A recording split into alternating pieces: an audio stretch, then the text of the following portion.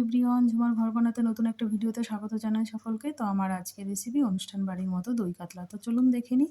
তো এখানে আমি সবার প্রথম নিয়ে নিয়েছি ৪ পিস কাতলা মাছ। কাতলা মাছগুলো আমি ভালো করে ধুয়ে পরিষ্কার করে নুন হলুদ মাখিয়ে এখানে ভাজতে বসিয়ে দিয়েছি। এই যে লাল লাল করে এপাশ ওপাশ ভেজে নামিয়ে নিচ্ছি। আর এখানে আমি একটা মশলা তৈরি করে নেব। তো এখানে আছে পোস্ত, কাজু আর কাঁচা লঙ্কা আর আদা আর রসুন। তো আদা, রসুন আর কাঁচা লঙ্কার একটা পেস্ট বানিয়ে নেব এখানে। এই যে আমি কিন্তু মিক্সিতেই পেস্ট করে নিয়েছি এদিকে।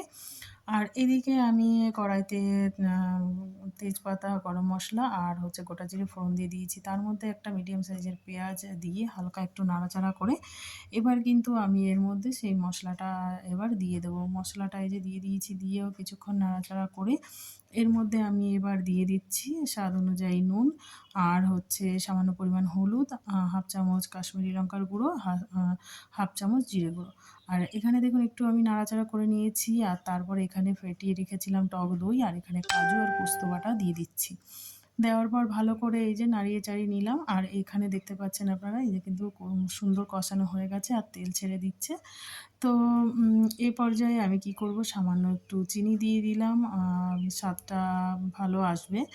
আর হচ্ছে এখানে একটু মিক্সি কন্টেনারটা ধুয়ে সামান্য পরিমাণ জল দিয়ে দিয়েছিলাম, সুন্দর করে কষিয়ে নেব।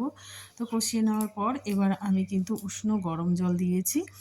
১ কাপ মতো আমি গরম জল এখানে দিয়েছি। দিয়ে এবার আমি ফুটে আসা অবধি ওয়েট করব।